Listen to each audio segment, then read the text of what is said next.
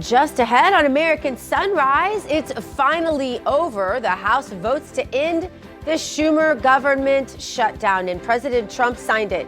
So what happens next? We're going to explore. Plus, Russia ready to resume peace talks with Ukraine, but will Ukraine go for it? We have expert analysis ahead on that matter. And later, Democrats wanted to check the pulse of working class voters to see where they stand. What were the results? We're ready to share them. Those stories, so much more as American Sunrise starts right now. Good morning, America. Welcome to American Sunrise. Whether it's culture, We have breaking news to share with you. politics, President Trump is joining us live now from Florida. we've got you covered. This is what it looks like to be a patriot. We have to protect the American family. The American dream is still alive. I'm David Brody. I'm Terrance. And I'm Dr. Gina.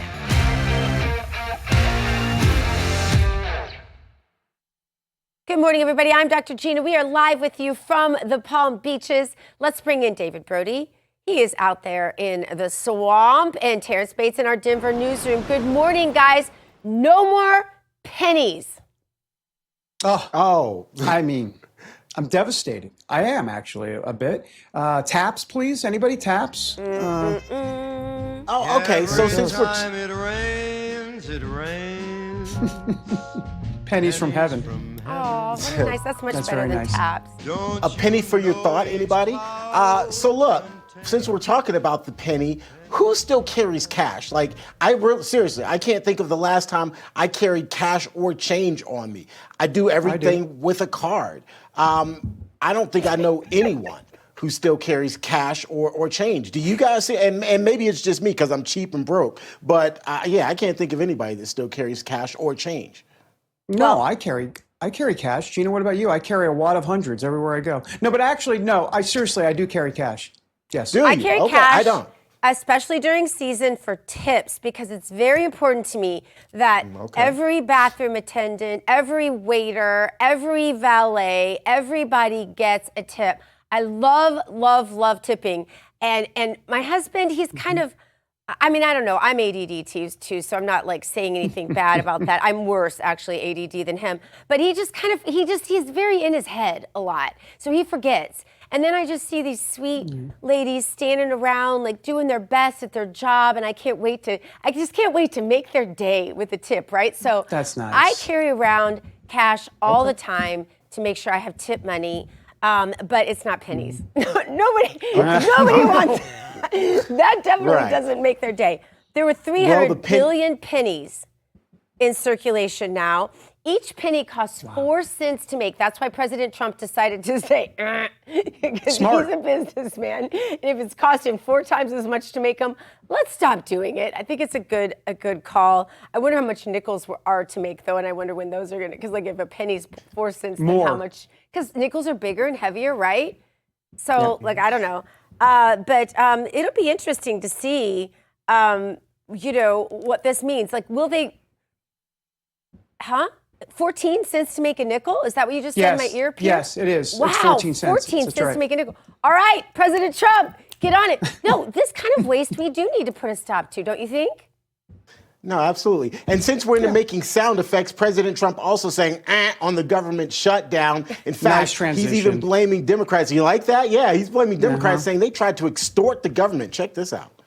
For the past 43 days, Democrats in Congress shut down the government of the United States in an attempt to extort American taxpayers for hundreds of billions of dollars for illegal aliens and people that came into our country illegally from gangs, from prisons, from mental institutions. They wanted to pay them $1.5 trillion, which would have really hurt our healthcare businesses and our recipients at levels never seen before. Today, we're sending a clear message that we will never give in to extortion, because that's what it was. They tried to extort. The Democrats tried to extort our country. So, David, as you're breathing a sigh of relief that the government is now open, don't breathe too deeply because the Democrats aren't going to let this thing go. The reality is it wasn't about principle for them. This was all about derailing President Trump, period. Yeah, and so what did they ended up doing? They ended up wandering in the desert for 43 whatever days and 43 nights, and it hurt the American people. They tried to pull a Moses, but they were nowhere near Moses. They were the un-Moses, Gina. I mean, it was just ridiculous. What a colossal waste of time. What a colossal waste of time. All right, well, you guys, can we get to today's Bible verse? Would that Let's be good? do that. All right. Romans Sure. 15:13 goes like this. It says, "Now may the God of hope fill you with all joy and peace in believing, that you may abound in hope by the power of the Holy Spirit." I love those blessings, like from Romans and Ephesians and all of those, when it's just a blessing and you just feel, I don't know, when I read those, I just kind of feel it rain down. I just kind of feel the Holy Spirit rain down blessings. I really do.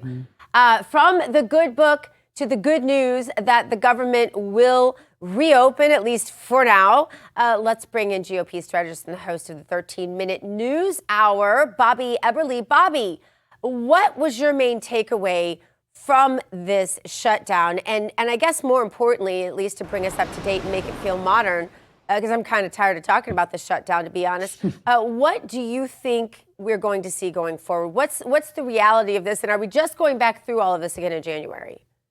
Well, see, that's my main thing. And thanks. Good morning, guys. It's great to be here. But that's my fear right there, is like all of this work, and you have this Oval Office signing, which is great and everything, but it only buys us till January 30th. And what did we have before this? We had a CR, and then we had a CR before that, and before that. So you've got 12 appropriations bills that need to get done to have the full budget.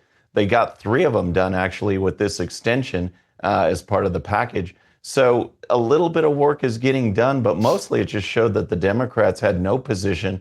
All they did was obstruct, and I think they did that to try and get them through these November elections and, maybe overperform a little bit with Mamdani and, New Jersey and Virginia.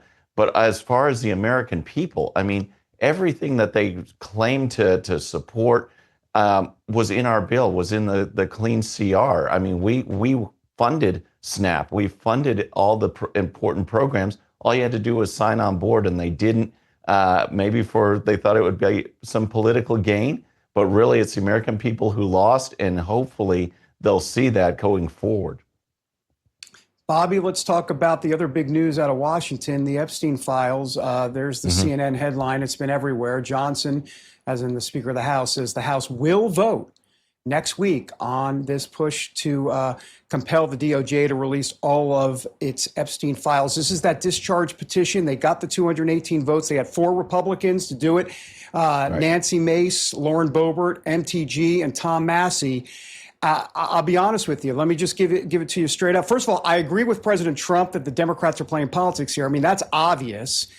So he's right on that. But good for Boebert. I mean, she was called over to the White House and basically tried to persuade her to sign that discharge petition. Nancy Mace was also called, but they held firm. I say good for them because transparency is needed. I know the politics here. I get it.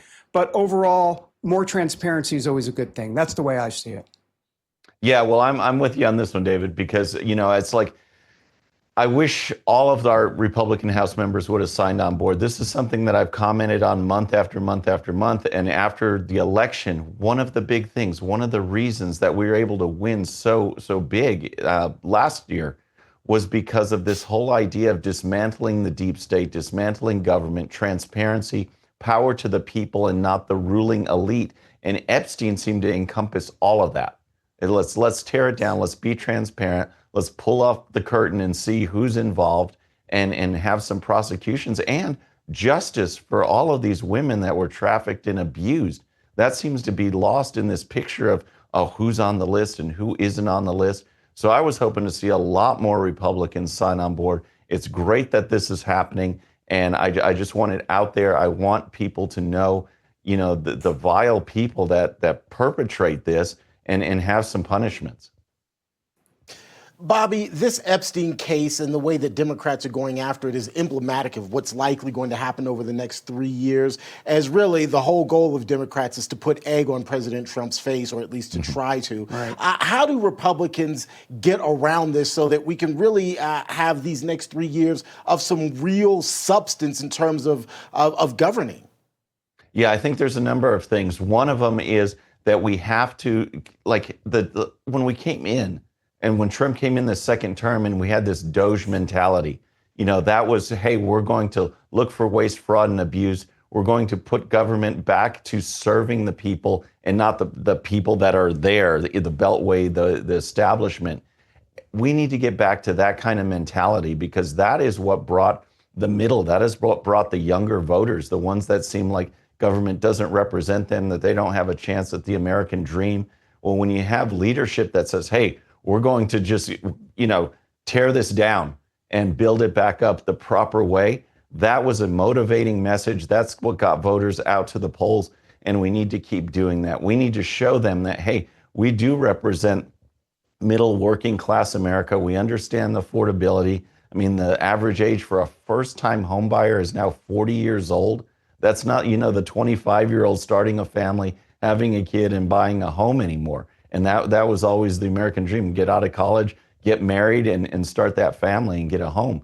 It's a different scenario right now. We need to show that we can relate to that and that we have solutions for that, and bring the American people along and institute a new American dream. We do that and we can win. What do we need to do, though, economically? I mean, President Trump is talking about refunding money to the lower and middle class. Will that help, Bobby? Because that sounds to me like something that other countries do. I don't think of that really as I would love if President Trump would put that money toward the debt, reduce the debt, get rid of that debt. That would take us out of this weird cycle that we're always in of expanding the debt ceiling and all of these budgetary debates. Just get rid of that debt, pay it down, and or if you're going to give some money back to the American people, maybe with a suggestion of giving money to charity. But it concerns me when we're engaging in that, along with this whole thing about SNAP benefits and everything. Why do we have these hundreds of millions of people on SNAP benefits, most of them foreign? I just don't even understand this. What can we fix here? Well, right. And it comes to prioritizing and getting back to the central message and the central planks of what the America First agenda is. That's putting Americans first, having respect for the work that they do, right? They do the work, they pay the taxes, and we're supposed to, as a government, provide the services that we dole to the federal government. And there's been a big disconnect right there. We need to show that, hey, we represent you, that these people that can work. Remember these provisions that the Democrats freaked out about. It's like, hey, we just want free money for these folks. Okay, well, on the Republican side, we want them to work for the benefits. And that was somehow just a reason to wail and gnash teeth. We need to get back to some basics, that the government will serve you. And then also that money means something. I believe when Ronald Reagan came into office, the debt was less than $1 trillion. Now it's 37 or something trillion. It's just, money it's become monopoly money, and we're just going to spend and spend money that we know we don't have. So to Dr. Gina, to your point, as soon as we get some fiscal responsibility, that helps inflation, that helps interest rates, and that helps the American people have that purchasing power that they've lost over the last few decades. Yeah, it's going to take some belt tightening. And, in the animal kingdom, if they don't work, if they're not hunting, that's when animals die. They get fat, they get old, and they die. You'd think that the Democrats would understand that basic concept, since they're the ones that believe in evolution. To begin with, Bobby Eberle, thank you so much for being with us today. Thanks a lot. Enjoyed it. Thanks, Bobby. Thank you. Coming up, we check out the hottest headlines. I'm sorry, it is allergy season of all weird things in Florida. I'm not the only one. So I'm like, from the Rab newsroom. Well, anyway, we're going to go on. I just sounded like Joe Biden. Now I'm sounding like David Brody. Later, Russia reportedly ready to resume peace talks with Ukraine and Turkey. Could we soon see an end to that war? We're going to analyze that coming up on American Sunrise. So much more, you guys. It's Thickety Thack Thursday. I don't know what that is. I just made that up. We'll see you in a minute.